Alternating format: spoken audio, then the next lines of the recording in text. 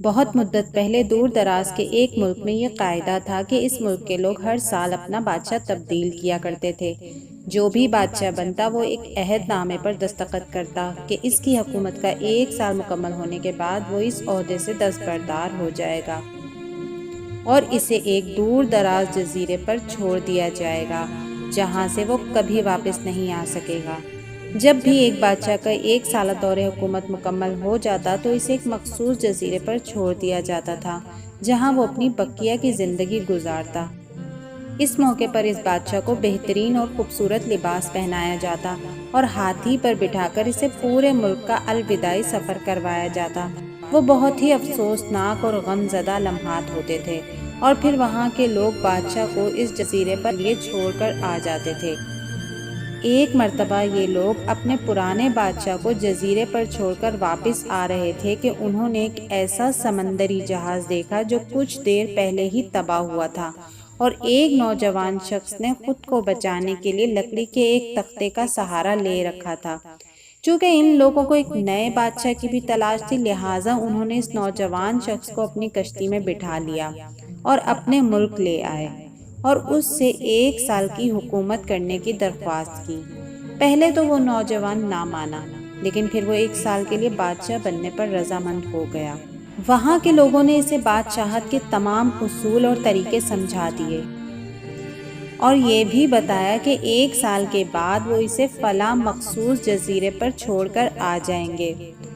بادشاہت کے تیسرے دن ہی اس نوجوان بادشاہ نے اپنے وزیر سے کہا کہ مجھے وہ جگہ دکھائی جائے جہاں گزشتہ تمام بادشاہوں کو بھیجا گیا تھا۔ وزیر نے بادشاہ کی خواہش کا احترام کرتے ہوئے اسے وہ جزیرہ دکھانے کا اہتمام کیا۔ وہ جزیرہ مکمل طور پر جنگل تھا اور جنگلی جانوروں سے بھرا ہوا تھا۔ ان جانوروں کی آوازیں جزیرے کے باہر تک سنائی دے رہی تھی۔ بادشاہ جائزہ لینے کے لیے تھوڑا سا جنگل کے اندر گیا اور وہاں اس کے پچھلے تمام بادشاہوں کے ڈھانچے پڑے ہوئے نظر آئے۔ وہ سمجھ گیا کہ بہت جلد اس کا بھی یہی حال ہوگا اور جنگلی جانور اس کو چیر پھاڑ کر کھا جائیں گے۔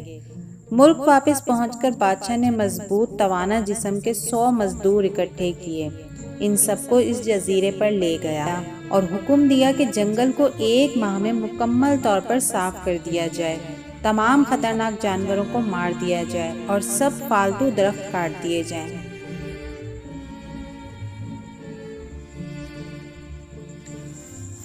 وہ ہر ماہ خود جزیرے کا دورہ کرتا اور کام کی خود نگرانی بھی کرتا۔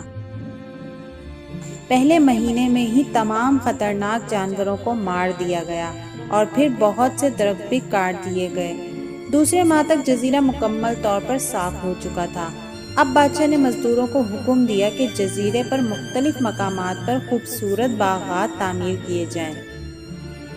وہ اپنے ساتھ مختلف پالتو جانور مثلاً مرغیاں، گائے، بھینسیں، بطخیں اور بھیڑیں وغیرہ بھی جزیرے میں منتقل کرتا رہا۔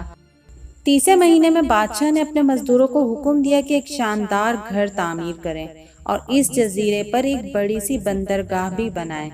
گزرتے مہینوں کے ساتھ ساتھ وہ جزیرہ ایک خوبصورت شہر میں بدلتا جا رہا تھا۔ وہ نوجوان بادشاہ بہت سادہ لباس زیب تن کرتا اور اپنی ذات پر بہت کم خرچ کرتا۔ اپنی بادشاہت کی زیادہ تر کمائی وہ جزیرے کو بنانے میں لگاتا رہا۔ 10 ماہ گزر جانے کے بعد بادشاہ نے اپنے وزیر سے کہا کہ میں جانتا ہوں کہ 2 مہینے بعد مجھے جزیرے میں چھوڑ دیا جائے گا، لیکن میں ابھی سے وہاں جانا چاہتا ہوں۔ وزیر اور دوسرے وزراء اس بات پر متفق نہیں ہوئے اور بادشاہ سے کہا کہ آپ کو 2 ماہ مزید صبر کرنا ہوگا تاکہ سال مکمل ہو جائے۔ سال پورا ہو جانے کے بعد ہم آپ کو خود اس جزیرے پر چھوڑ کر آئیں گے۔ بالآخر 2 ماہ بھی مکمل ہو گئے اور بادشاہ کا 1 سال پورا ہو گیا۔ حسب روایت وہاں کے لوگوں نے اپنے بادشاہ کو شاندار لباس پہنایا اور ہاتھی پر بٹھایا تاکہ وہ اپنی رعایا کو خیر باد کہہ سکے۔ خلاف توقع یہ بادشاہ اپنی الوداعی تقریب پر بہت ہی زیادہ خوش تھا۔ لوگوں نے اس سے پوچھا کہ اس موقع پر تمام گزشتہ بادشاہ تو رو رہے تھے لیکن آپ ہنس رہے ہیں، آپ کے اس قدر خوش ہونے کی وجہ کیا ہے؟ تو اس نوجوان بادشاہ نے جواب دیا، تم لوگوں نے داناؤں کا وہ قول نہیں سنا کیا کہ جب تم ایک چھوٹے بچے کی صورت میں اس دنیا میں آتے ہو تو تم رو رہے ہوتے ہو اور باقی لوگ سب ہنس رہے ہوتے ہیں۔ ایسی زندگی جیو کہ جب تم مرو تو تم ہنس رہے ہو اور باقی دنیا رو رہی ہو۔ میں نے بھی ایسی ہی زندگی گزاری ہے۔ جس وقت تمام بادشاہ محل کی رنگینیوں میں کھوئے ہوئے تھے تو میں اس وقت اپنے مستقبل کے بارے میں سوچتا تھا اور اس کے لیے لائحہ عمل تیار کرتا تھا۔ میں نے اب اس جزیرے کو ایک ایسی خوبصورت قیام گاہ میں تبدیل کر دیا ہے کہ جہاں اب میں اپنی باقی کی زندگی نہایت چین اور آرام سے گزار سکوں گا۔ تو ناظرین، کیسی لگی آپ کو بادشاہ کی یہ کہانی؟ آپ نے دیکھا کہ بادشاہ نے کس طرح سے اپنی عقل کا استعمال کرتے ہوئے اپنی زندگی کو خوبصورت بنایا۔